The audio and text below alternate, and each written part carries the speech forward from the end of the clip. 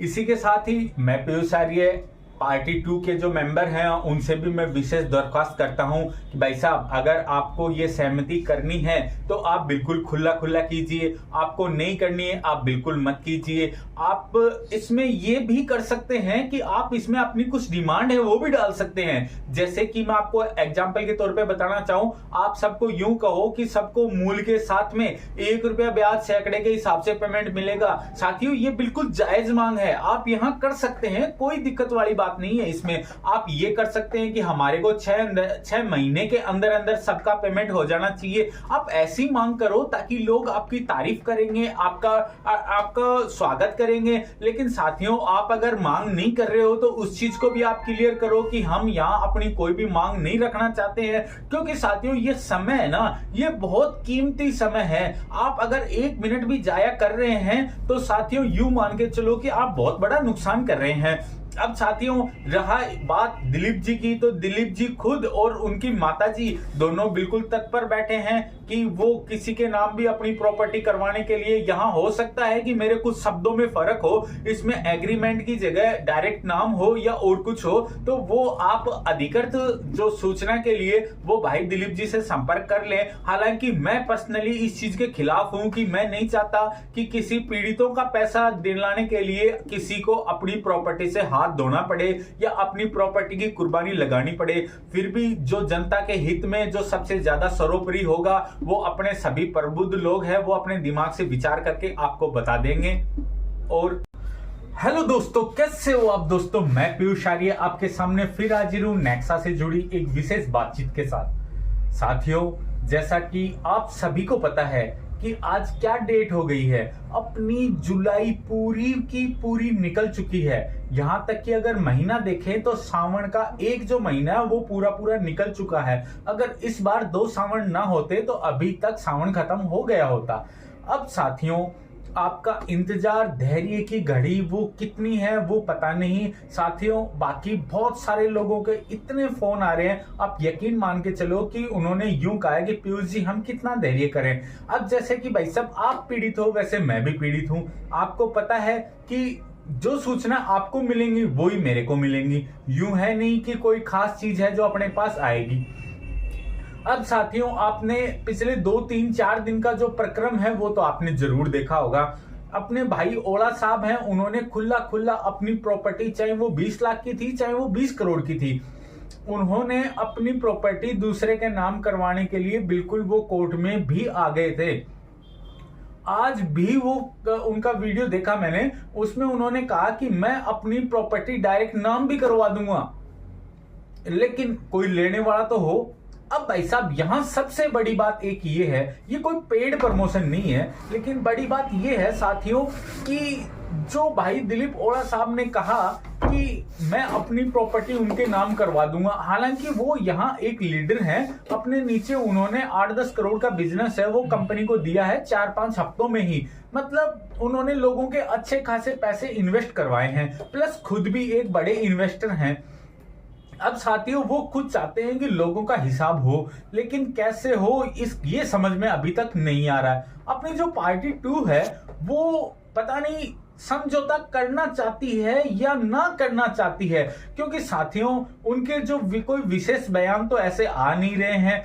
और जो अपने को अभी तक जो खबरें पता चली हैं, इससे ये है कि वो लोग शायद समझौता कहीं ना कहीं करना ही नहीं चाहते। अगर वो समझौता नहीं करना चाहते तो मैं पीयूष आर्य अपने इस चैनल द फ्यूजन के माध्यम से रिक्वेस्ट करता हूं कि भाई साहब उनको मनाने समझाने के अंदर अपना समय है वो कीमती वो व्यर्थ ना करें, क्योंकि उन्होंने अपना अगर रास्ता फाइनल कर लिया है तो अपने को भी कोई ऐसा रास्ता देखना पड़ेगा जिससे कि मतलब अपन अपने पैसे के करीब हो, पास में आए।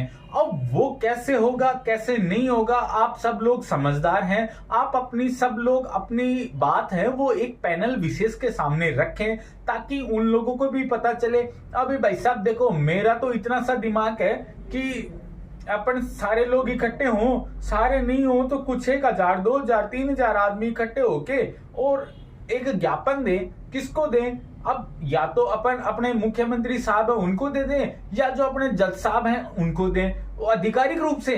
और उसमें ये कहें कि हाँ साहब हमारे साथ ये जो है ये प्रकरण चल रहा है और इस प्रकरण के दौरान हमारे से हुई ठगी। देखो साहब कहना पड़ेगा, इसमें कोई इश्यू वाली बात नहीं है कि ठगी हुई और अब वो लोग हैं वो राजीनामे से हमारा पैसा वापस देना चाहते हैं, तो हम सब लोग उनकी जमानत लेने को तैयार हैं कि आप उनको बेल पे रिहा करें ताकि हमारा हिसाब हो। साथियों, अगर अपन शायद ऐसा कुछ करते हैं, अगर संविधान में इसका कोई प्रावधान है तो हो सकता है कि अपने को निसंकोच भाव से अपने को कुछ ना कुछ सहायता जरूर मिलेगी, लेकिन इसके लिए आगे आना पड़ेगा आगे। और साथियों, विशेष बात ये, आगे आने के साथ साथ अपने को इस चीज का भी विशेष ध्यान रखना पड़ेगा कि इसमें कहीं ना कहीं हम ये चीज का दावा भी कर रहे हैं कि हमारे साथ ठगी हुई है, तो ही ऐसा इस प्रोसेस के अंदर संभव है।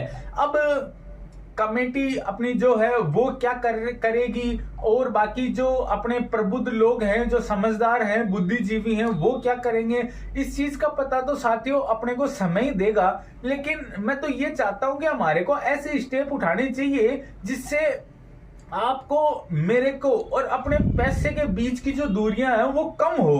क्योंकि साथियों अब जुलाई पूरा गुजर चुका है, काफी समझदार और शिक्षित लोग हैं जो ग्रुपों में अपना परिचय दे रहे हैं किसी की मां बहन करके। तो मैं पीयूष आर्य उनसे भी अनुरोध करना चाहूंगा कि भाई साहब, आप सभी समाज के एक सज्जन वर्ग से बिलोंग करते हैं तो आप ऐसी मानवता का परिचय ना दें, चाहे कोई आपका कितना बुरा कर रहा है या अच्छा कर रहा है। देखो साथियों, हर आदमी अपनी लड़ाई स्वयं कर रहा है, तो आपको विशेष ध्यान रखना चाहिए कि आप भी अगर लड़ाई लड़ते हैं तो आपका एक शालीनता का माध्यम, एक तरीका होना चाहिए जिससे मतलब किसी व्यक्ति विशेष को परेशानी ना हो। लेकिन साथियों, अगर आप उनके बराबर हो जाते हैं तो शायद कहीं ना कहीं आप में और उनमें क्या फर्क रह जाएगा। ये सिर्फ एक नैतिकता की बात है जो आप सब लोग भली भांति परिचित हैं। मैं सिर्फ आपको यहाँ कुछ एक थोड़ा सा बताने का प्रयास कर रहा हूं कि अपन बिना गाली गलौज के भी अपनी बात को रख सकते हैं। साथियों, आज तक आपने मेरे इतने वीडियो देखे, किसी भी वीडियो में मैंने गाली गलौज नहीं की। इसका मतलब ये हुआ कि मैं अपनी जो बात है वो शालीनता से रख सकता हूं। वैसे आप भी रख सकते हैं। ग्रुप खेलने का शायद समय अभी जा चुका है। अभी ग्राउंड पे अपने को काम करना होगा।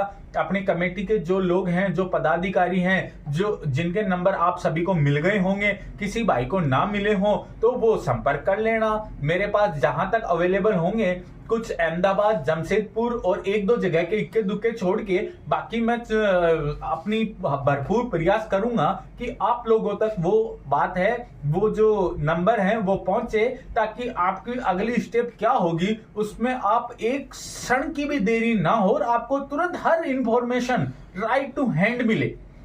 और साथियों, इसी के साथ ही मैं अपनी वाणी को यहीं विराम देना चाहूंगा। हर रोज की तरह आपके लिए एक विशेष संदेश रहेगा। स्वस्थ रहें, मस्त रहें, आप अपना और अपनों का विशेष ख्याल रखेंगे। तब तक के लिए जय हिंद, जय भारत दोस्तों।